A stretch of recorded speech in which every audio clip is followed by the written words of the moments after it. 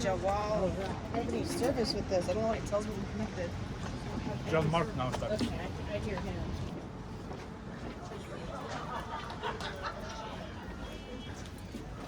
Did you lock it?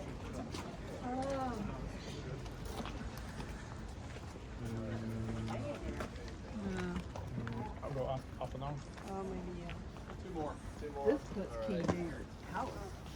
So, I am not your tour guide and I am not a historian, but I will share a little bit of what I know of this place and what it represents from, I think, the 4th to the 7th centuries. There was a monastic movement in this whole region. Very significant movement. You guys have probably heard of the terminology of the desert or mother or father debt. Oh my goodness, desert mothers and fathers. My brain. It's the end of the day. Yeah, well, I was taking a nap earlier in the if anybody noticed, I was like enjoying the peaceful ride through the desert. So this is, we talk about the desert mothers and fathers, especially the desert fathers is what most people are commonly aware of, but they were largely in the Egyptian desert, but there was also a whole movement here in what they call the Palestinian desert or wilderness. And two really central monasteries in that movement were here in Mishor Adumim. One is this one here in Mishor Adumim, and then another one up in the more residential area. There's also ruins there. So the Lord really used those to get my attention when he started speaking to us about Mishor Adumim related to starting a work here a number of years ago. The man that this one is connected to was named Euthymius. He was originally born in Armenia, which, if you remember from earlier, we talked about was early on became actually a Christian nation. So he came from a strong believing heritage, and this was like probably 370 AD.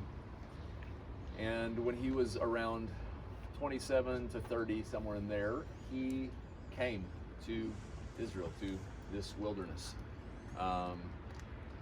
left his home and made this huge pilgrimage, ended up in another area outside of Jerusalem, about 6 or 7 miles over around the Prat that was just being talked about earlier, and he connected with another monk who was already there and kind of, I think, stayed with him for a while, and eventually he moved even farther out into the wilderness to get even more secluded and have space. And, you know, a lot of the monastic movement really, it came out of them seeing, or it was reaction to,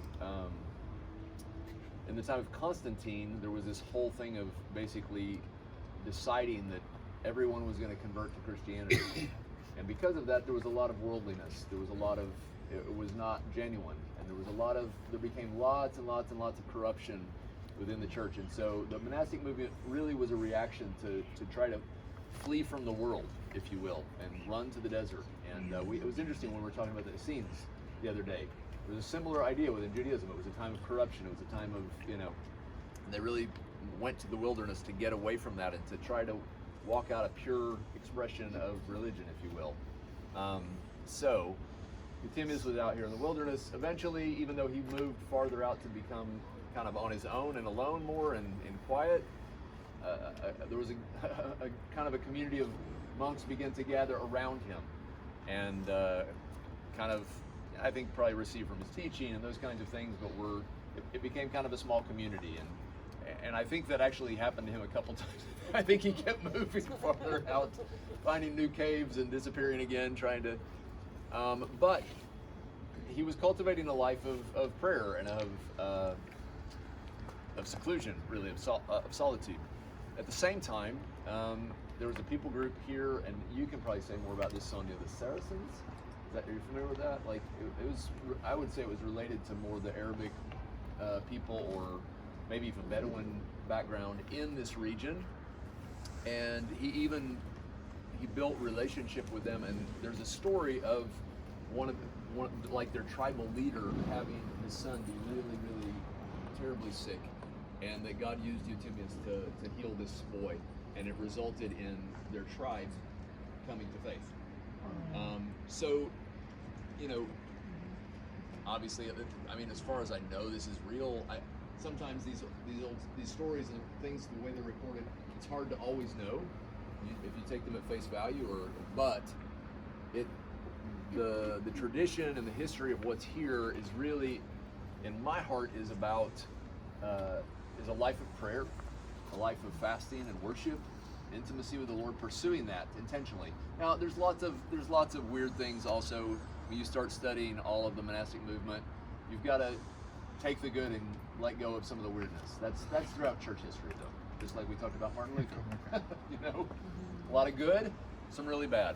You always have to process, and the Lord is gracious. You read the scriptures, a lot of good. Life of David, some also pretty bad. So, anyway, put it in perspective. So I think there's a lot to receive also from the monastic movement, from these desert mothers and fathers and their life of devotion and intimacy with the Lord and what they were pursuing, and ultimately also the mission that they exhibited, the way that they did reach out to the communities around them.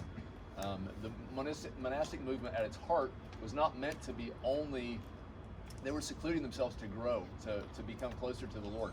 But as you look at it through history, there were always people that were connecting to them. There was always a witness and a testimony and an impact on the society around them. And some of the monastic movements actually around the world became very missional.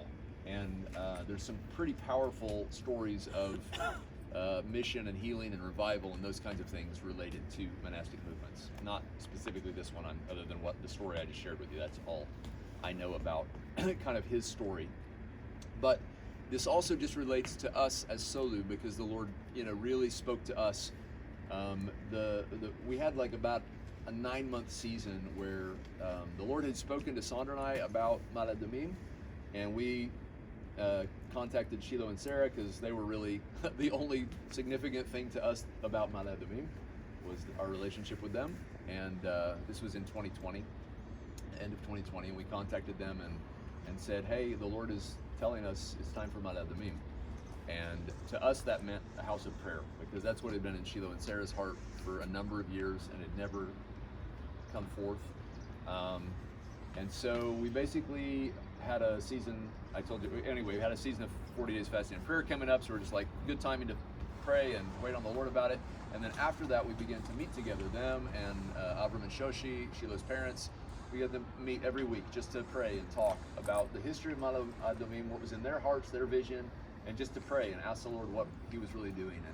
And it became really clear pretty quickly that he was speaking to us about being a voice in the wilderness and saying, this wilderness that we're in, there's always been a voice here from the days of Elijah and then John the Baptist, or even people like David in the wilderness when Saul was chasing him, or in the life of Yeshua. Obviously, he went to the desert here to fast and pray, and just that there's always been a voice. And then you fast forward to this part of church history where these desert fathers were out here, and they were a voice in the wilderness, in the place of prayer, and even out from there, in the place of mission and reaching out to those around them, like the story of the Saracen tribe and this healing of this boy.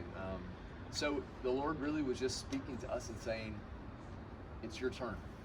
This is where I'm putting you. This is where he put Shiloh and his family, and he called us to come alongside them. And he's just saying, now it's your turn to step into this place, to be a voice in the wilderness, again, both in the private, in the secret place before the Lord, but then also as he opens doors and gives us the platform in the public arena and to those around us to influence. So that's really our heart, even to bring you to a place like this is again, like I said at the beginning, I think, and maybe in some of the things we wrote, we want you to connect with the stones and walk and see the physical places, but there's the heart that's behind it. What has the Lord done throughout the ages, and what is he still doing in terms of bringing his kingdom? And so that's really what is in our heart when we're here. And this place also will, after we finish here, Sonia maybe shared a little bit, we'll walk over, and there's a really big cistern that we can go down in, and that's where we did some of the filming for Shara Shamayim, where it gives a little bit of the story of Jacob and how it relates to Yeshua and the Gates of heavens? Hine Sulam. The gates of heavens? Yeah, where Hine Sulam, here's the ladder. And we're talking about Yeshua, but it was Jacob's ladder. And anyway, so we filmed some of that around here. So we'll look at that in a bit. Okay, so he gave all the good, I give you all the bad. You know, the Byzantines, after all, they were Romans, they were Catholics. Okay, they were involved with the worship of Mary and the worship of the saints, and big balagan, like we say in Hebrew here, a big mess, okay? And nevertheless, they came here to the desert. I'm sure amongst all these people there were some believers. Absolutely. Some people that really said, no, that's all corruption. This is what I believe in Yeshua. I'm sure there were, you know, like this, I don't know how to pronounce it. Euthymius. Okay. But the Byzantines as a whole, they actually left a very bad mark. What is the Byzantine? It's the Roman Empire, the Eastern Roman Empire, that actually, you know, the Roman Empire was so large that they divided into two, and the Eastern Roman Empire is where Israel actually fall into this division, and it became the Christian, and I'm going to put it in inverted commas, Christian kind of empire. But the problem was that, you know, some people were good and lots of people were very bad. And they tried to, so the Samaritans were in the millions at the time of Yeshua. And with the Byzantines tried to force Catholicism on the Samaritans. And the Samaritans rejected this. And we know that 2 million Samaritans died because of the Byzantine force. You know, there was a massive war and 2 million of them died, okay? Wow. So then they become a small community during the Byzantine period, which is, you know, the Byzantine started in 326 AD, and then it went to 538 AD, and then the whole country falls into the Muslim invasion, and the Muslims come and they force the Samaritans to convert to Islam. So we have a small community, was left a small community, and then they converted to Islam. So that means that, you know, for example, in Shechem, 4.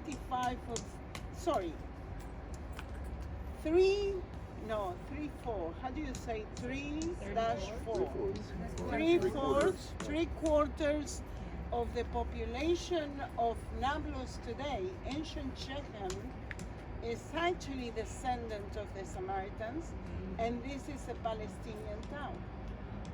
So that means that originally they come from the Israelites.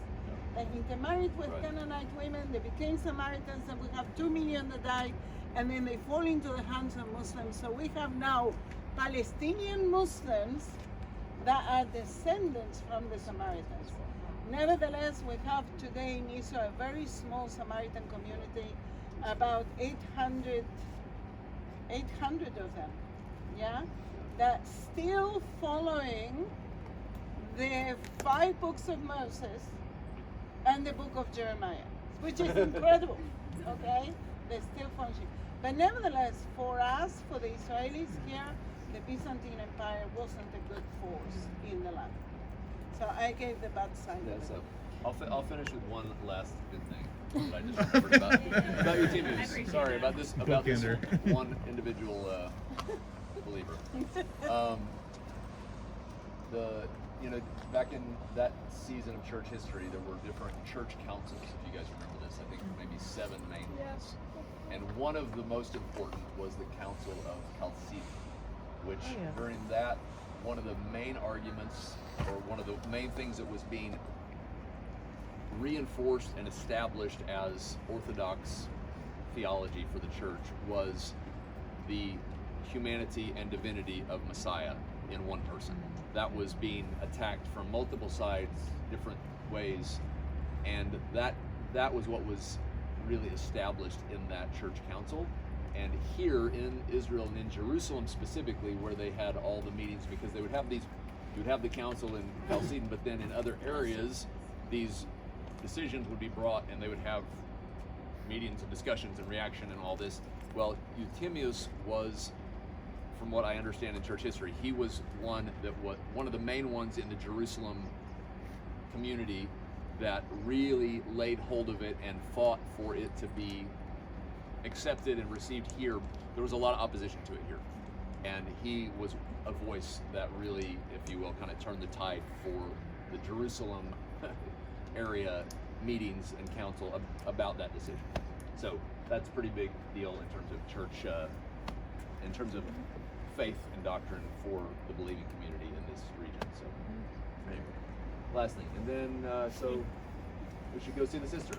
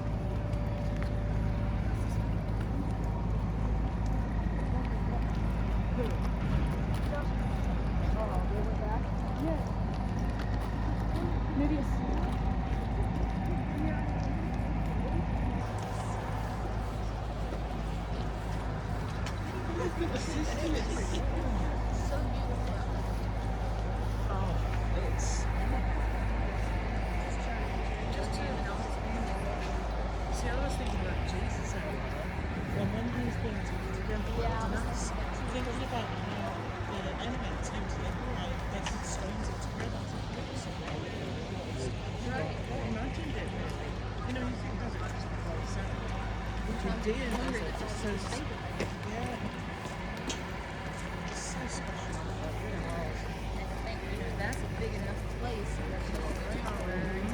Can be a long way out. And the pizza incredible. In fact, the guy who was sharing with us that he changed his life completely during the war. And yeah, he was business so and then he came to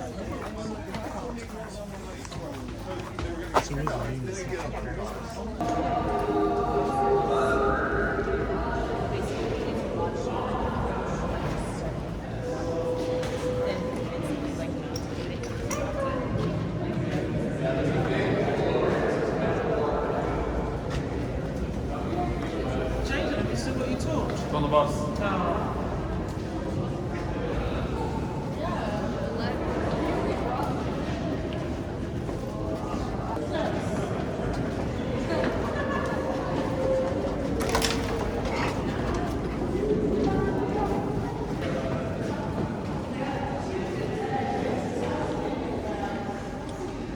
Absolutely fascinating. Okay, so if you want to